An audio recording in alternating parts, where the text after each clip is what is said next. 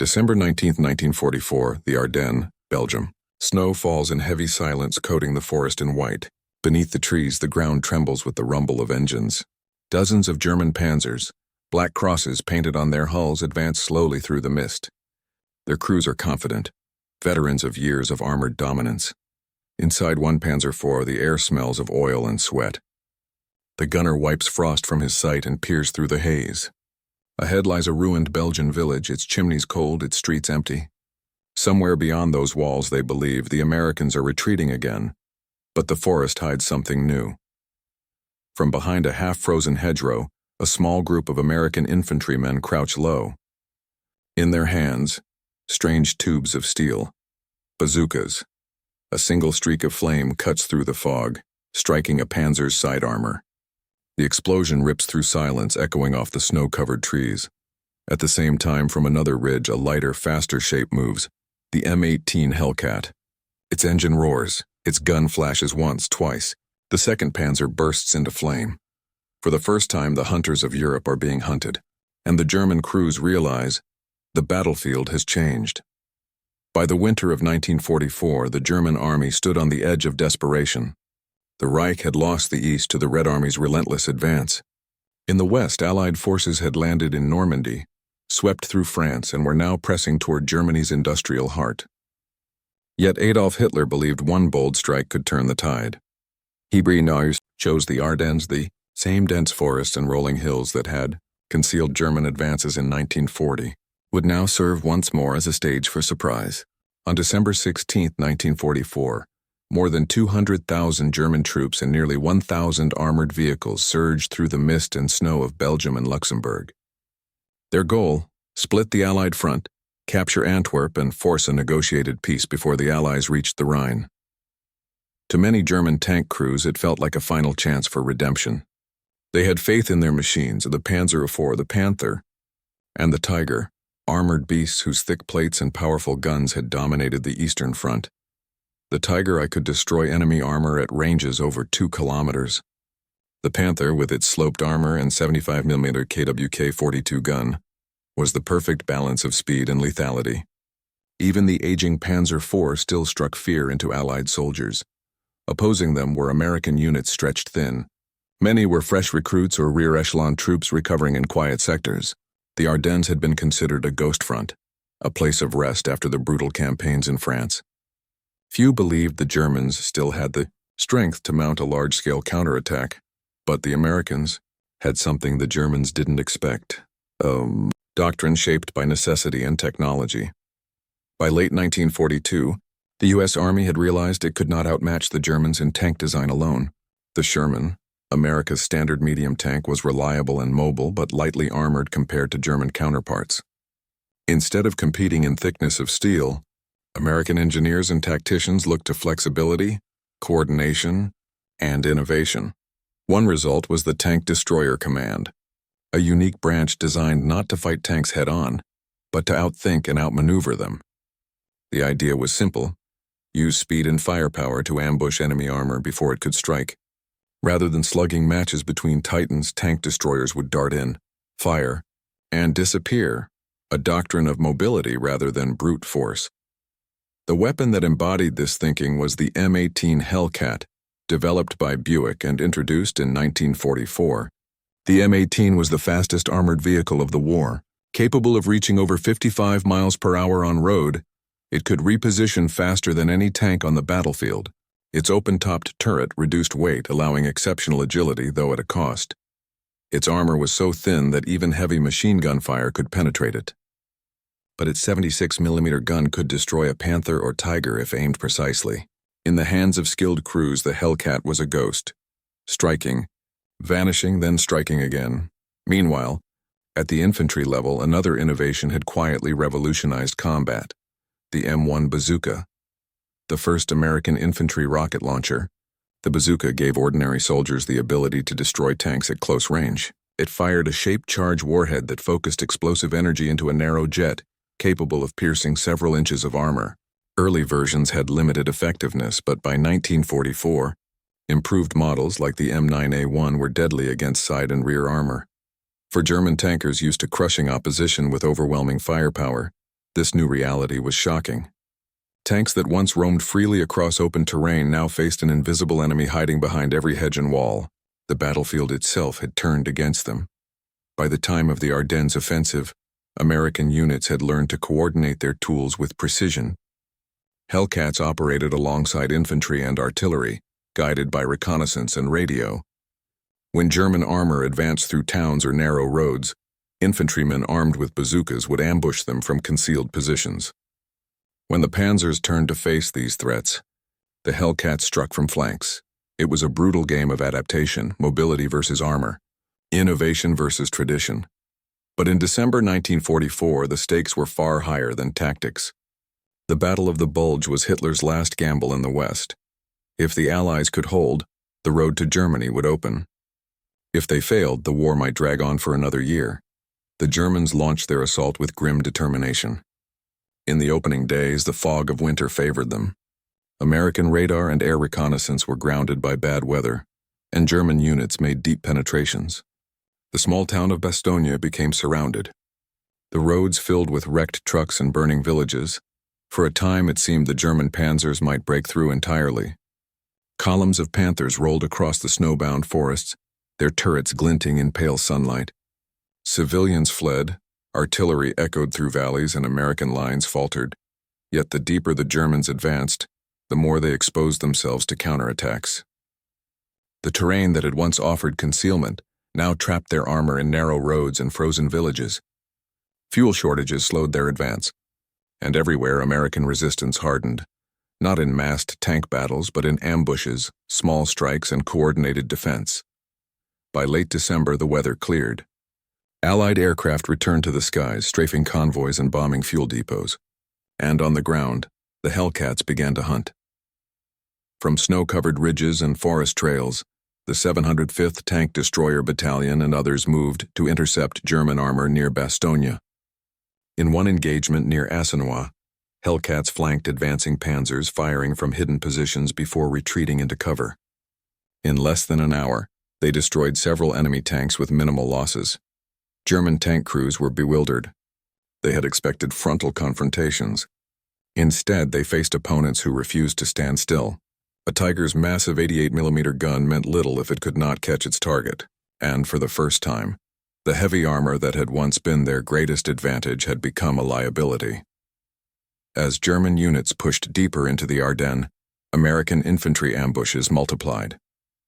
A single bazooka team could halt a column by knocking out a lead tank, forcing others to stop or turn in confusion. In villages, narrow streets became death traps. The cries of "Panzer" were met not with panic but with calm preparation, the steady hiss of rockets being loaded, the quiet breath before the shot. By Christmas, the tide was turning. The once proud armored divisions of the Wehrmacht were bleeding fuel, time, and men. The counteroffensive that had begun with confidence was unraveling into chaos, and through it all, a new truth emerged across the snow-covered battlefields. The age of the tank was no longer defined by armor alone. The battlefield had evolved, and it was only the beginning. In war, perception often lags behind reality. For years, German panzer crews had believed in the supremacy of their armor, forged steel, precision engineering, and the discipline of combined arms.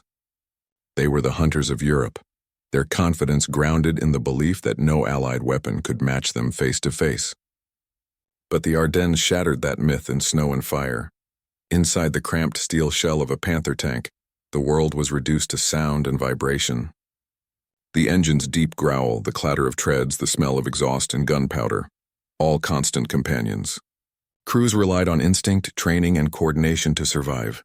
They trusted that their 80mm frontal armor and long-barreled gun made them nearly invincible. But the battlefields of late 1944 introduced a new kind of enemy, one they couldn't see until it was too late.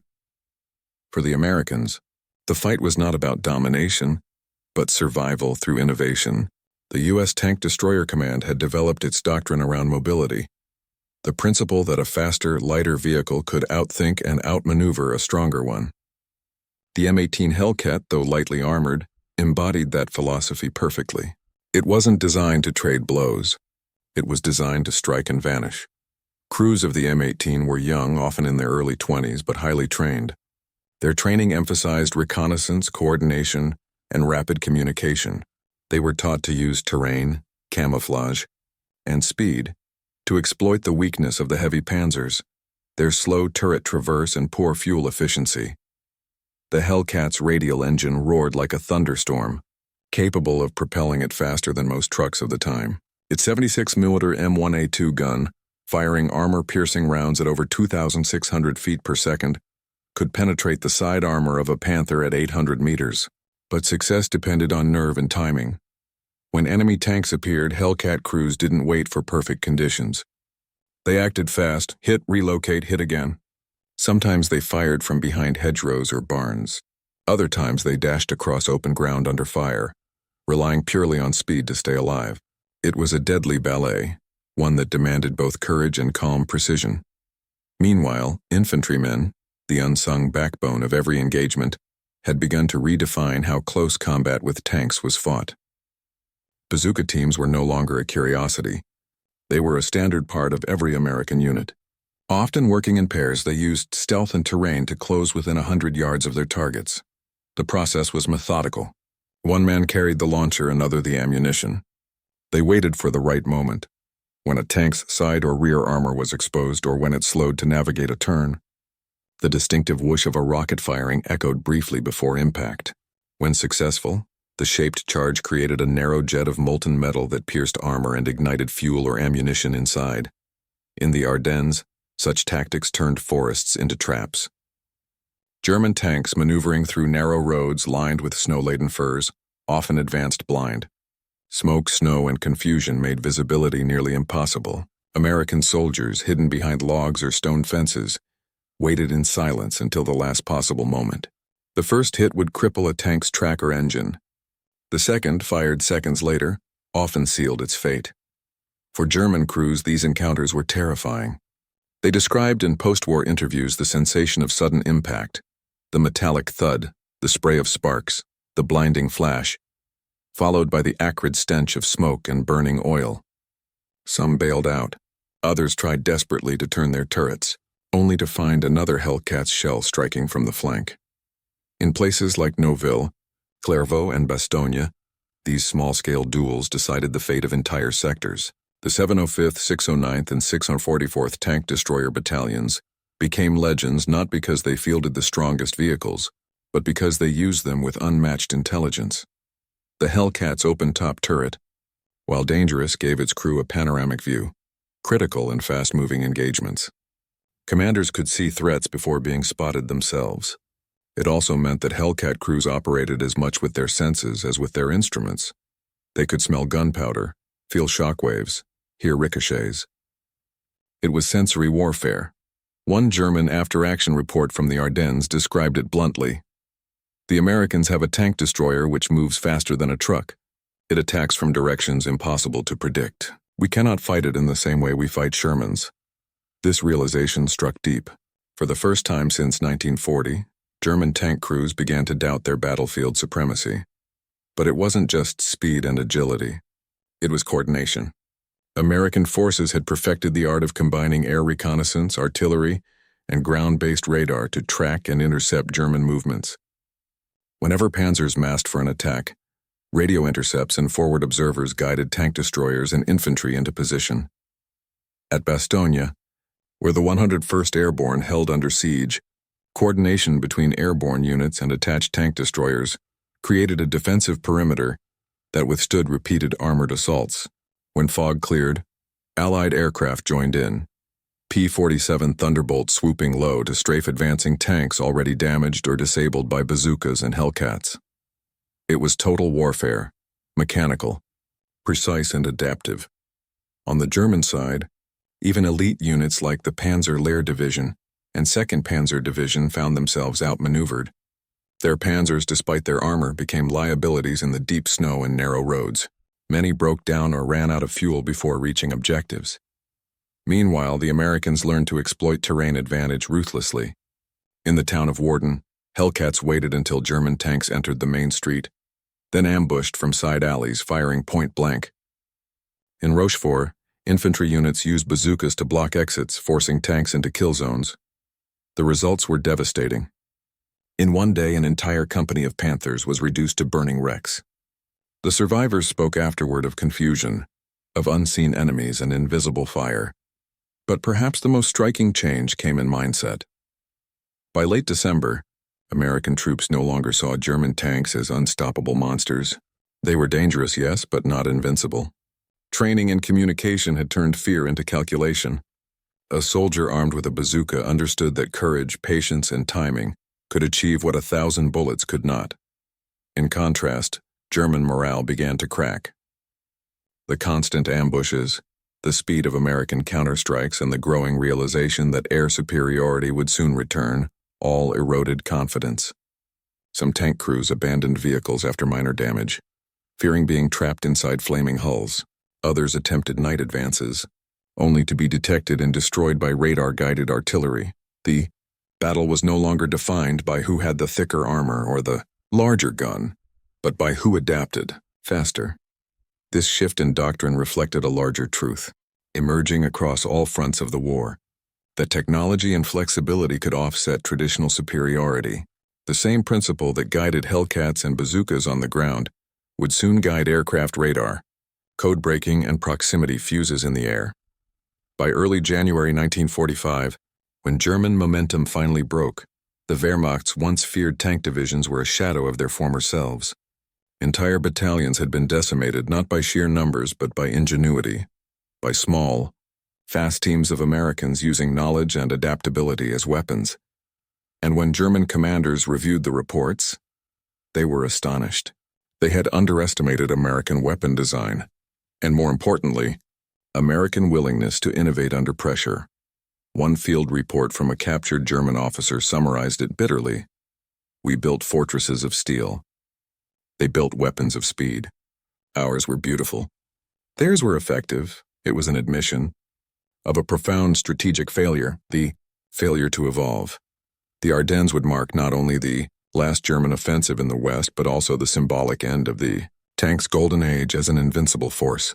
The myths of armored dominance, built since the early blitzkriegs in Poland and France, were shattered in the frozen fields of Belgium. As 1945 approached, the lessons were clear.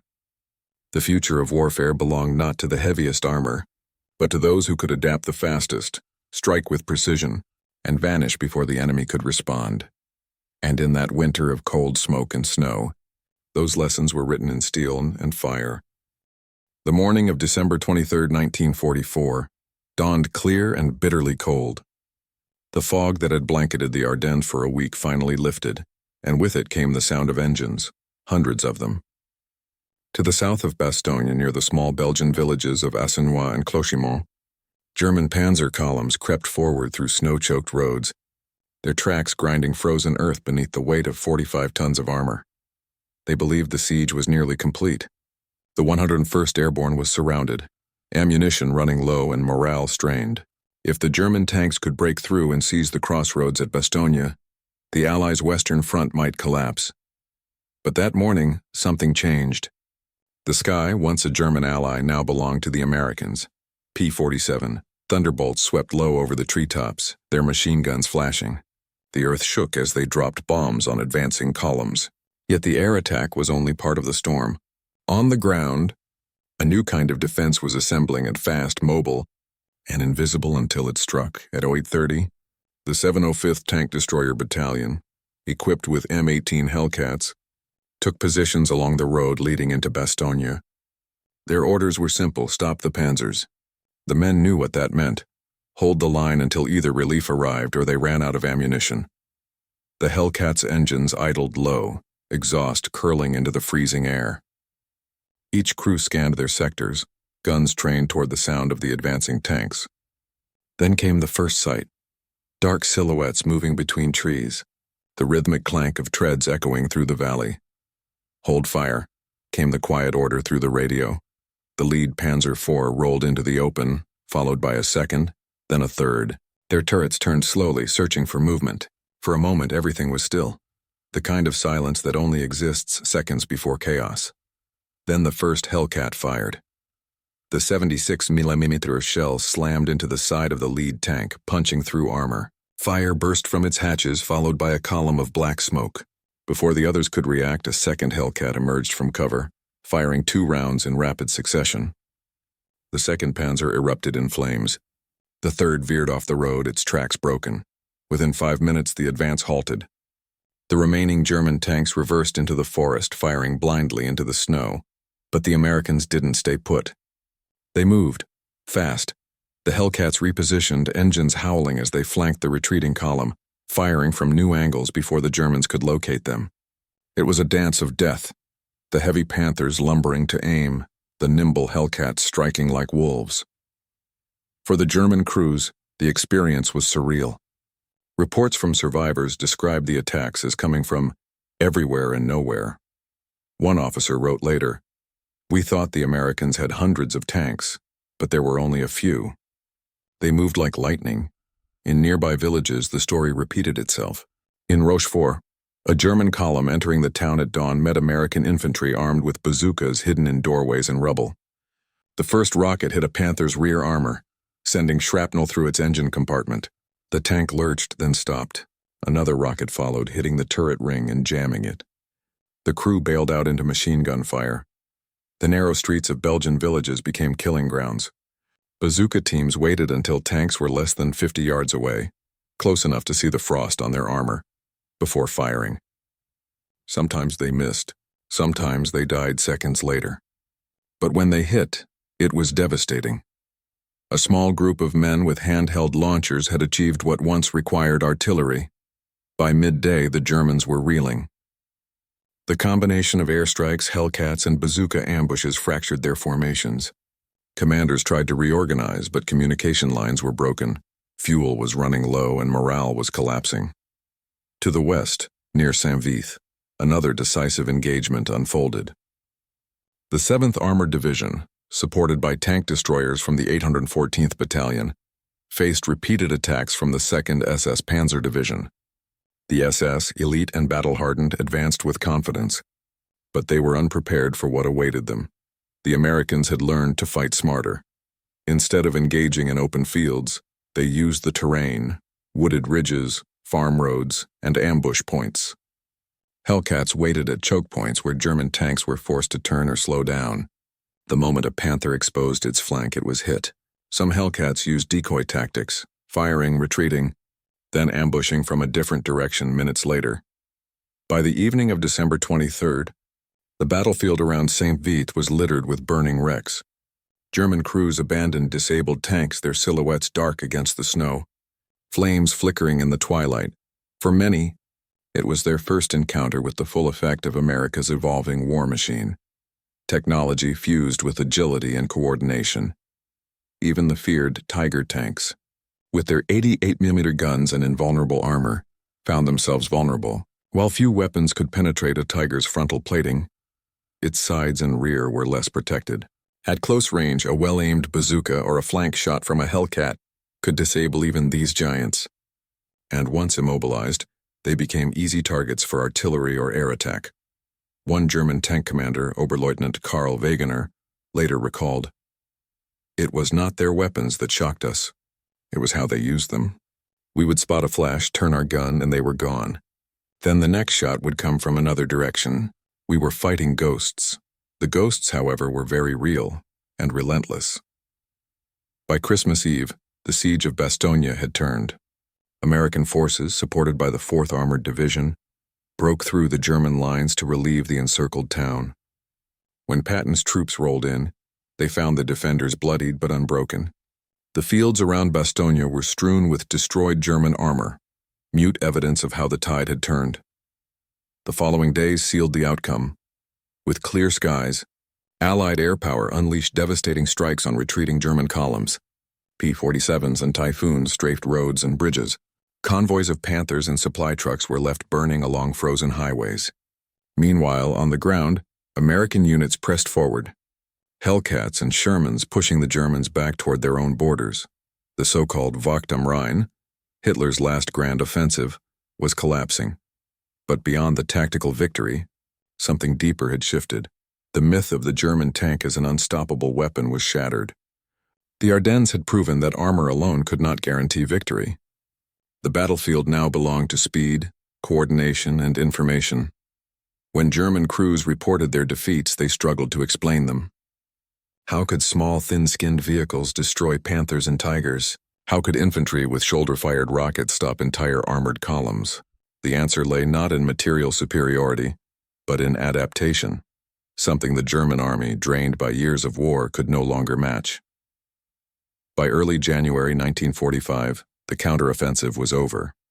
The snow-covered forest that had echoed with the roar of engines now lay silent, filled with burnt metal and frozen bodies. The few remaining Panzers retreated toward the Rhine, many abandoned for lack of fuel.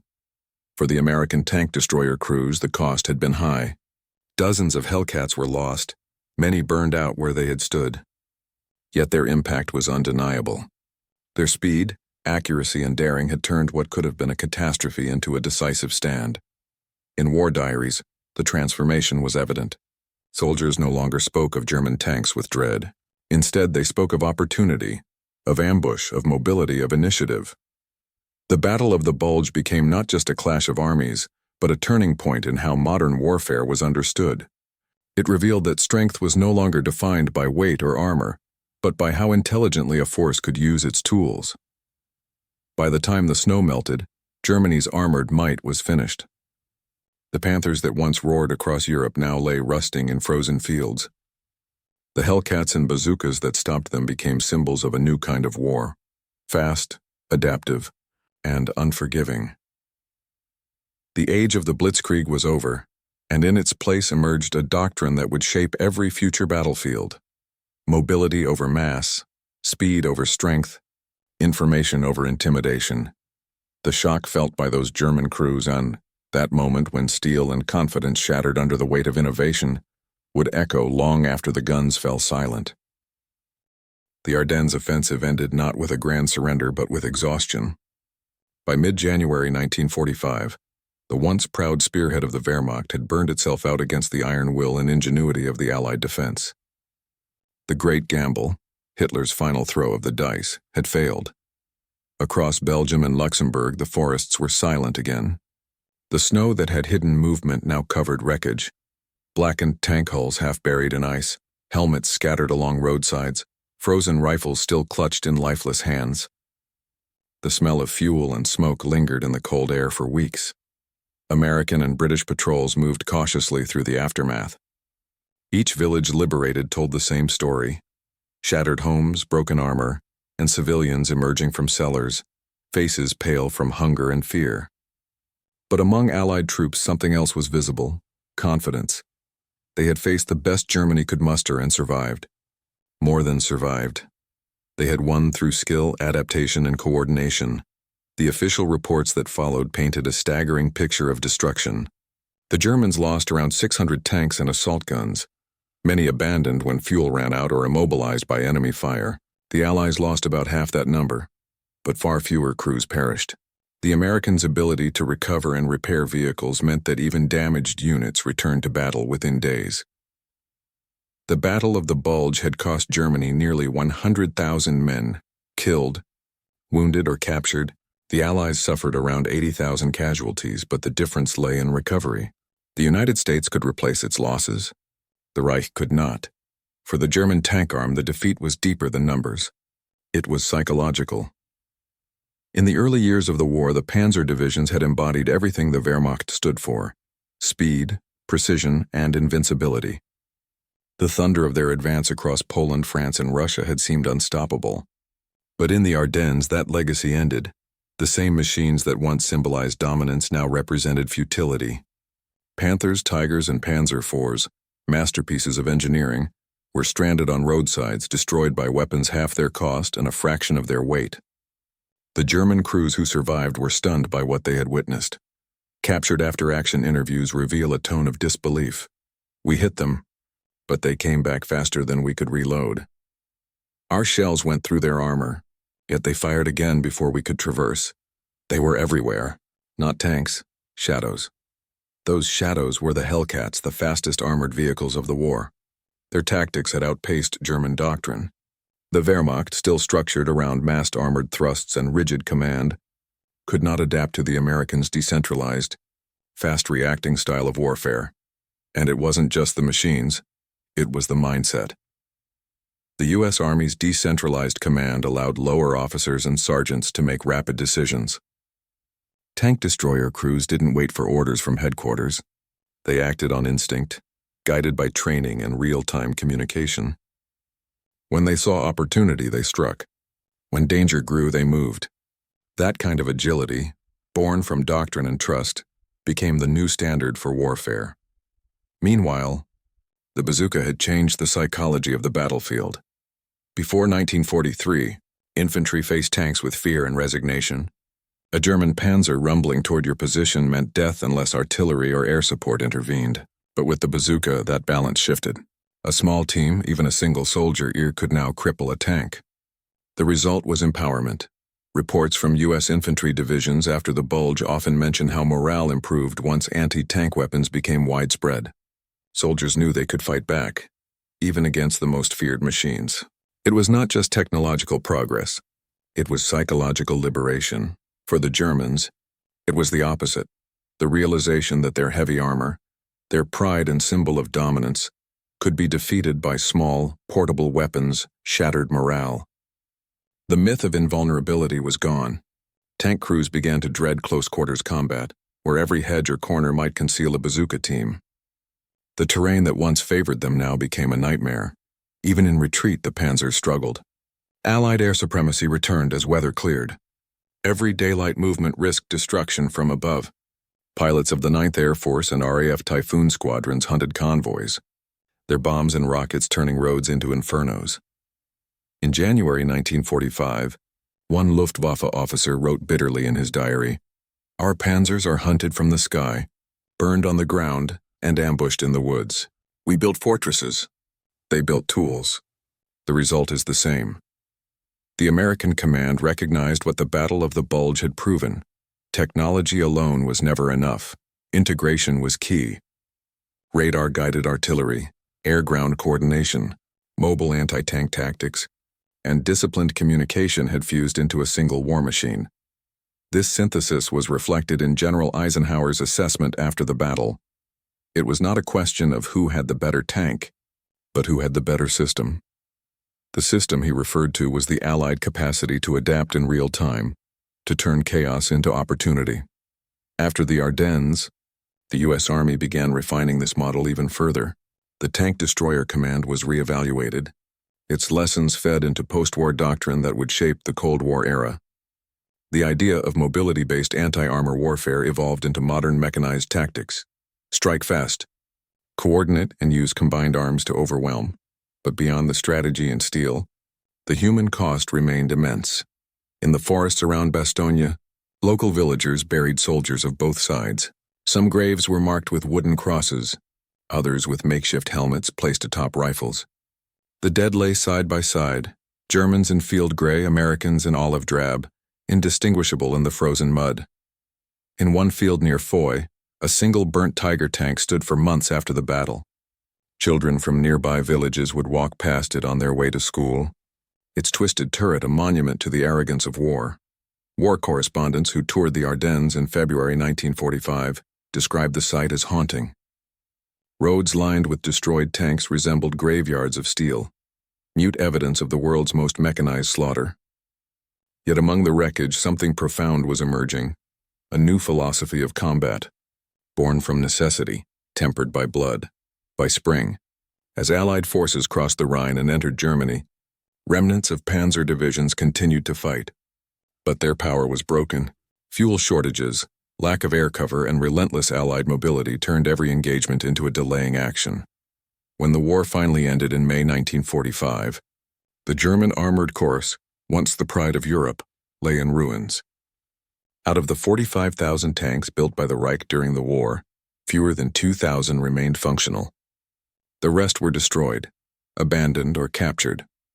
For historians, the Battle of the Bulge became a lesson in contrasts, of old versus new, weight versus speed, rigidity versus adaptability. The myth of the invincible tank had died in those snowy forests, and from its ashes rose the concept that would define the second half of the 20th century: combined arms warfare, where armor, Infantry, air power, and intelligence operate as one. The Hellcat and Bazooka had proven that the smallest unit of innovation could defeat the largest engine of war. They were not perfect weapons, but they were perfectly suited to the moment. Fast, cheap, effective, and above all, adaptable. Their legacy carried forward. Post-war tanks like the American M26 Pershing, and later the M48 Patton, embodied the balance between mobility and firepower first demonstrated in the Ardennes. Infantry anti-tank weapons evolved rapidly, from the bazooka to the recoilless rifle and eventually to guided missiles. But the echoes of that winter battle remained. Veterans of both sides remembered it not as triumph or defeat, but as transformation. An American tanker from the 705th later recalled, "It wasn't about who had the biggest gun. It was who thought faster. Out there, speed was life." A German Panzer commander captured near the end of the war reportedly said, "We used to think the Tiger was the future, but the future belonged to those who moved like the Hellcat." When Allied photographers returned to the Ardennes in the spring thaw, they found the roads littered with rusting hulks, Tigers frozen mid-turn, Panthers nose down in ditches, and Hellcats resting quietly beside them. Nature had begun reclaiming the battlefield, but the story those machines told would last for generations. The Battle of the Bulge was more than a fight for territory. It was a war of ideas, one that proved no empire, no army. No machine could remain supreme if it refused to change. And in that snow-covered crucible, change came at the speed of the Hellcat's engine, the hiss of a bazooka's rocket, and the moment when German tank crews, once feared across continents, realized that even the thickest armor could not protect them from progress itself.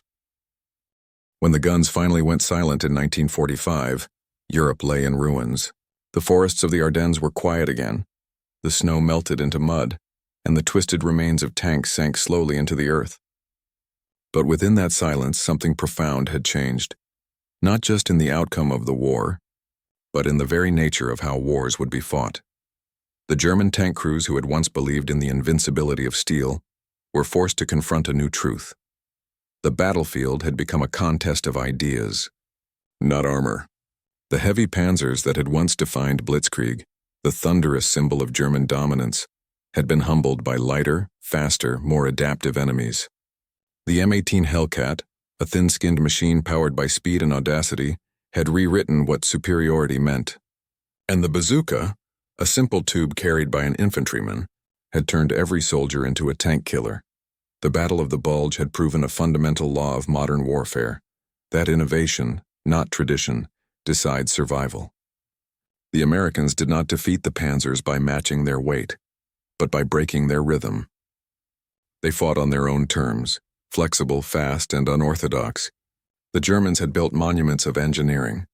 The Americans had built tools for evolution. This evolution would shape every future conflict. In Korea, Vietnam, and across the Cold War, speed and precision would become the new currency of power. Tanks would grow deadlier, but also smarter. Weapons would shrink yet strike harder. And behind every machine would be the same lesson learned in the frozen woods of Belgium, that the mind behind the weapon matters more than the metal around it. For those who survived, memory lingered like frost. The veterans of the Hellcats and the Bazooka teams carried no illusions of glory. They remembered the smell of oil and snow, the hiss of rockets, the glow of burning tanks against white hills. They knew that courage alone wasn't what saved them. It was adaptability, the quiet intelligence of men who learned faster than their enemy could adjust. The Ardennes was the last echo of an old war, and the first whisper of a new one. In that frozen winter, the age of armored supremacy ended, and from its ashes the era of innovation began.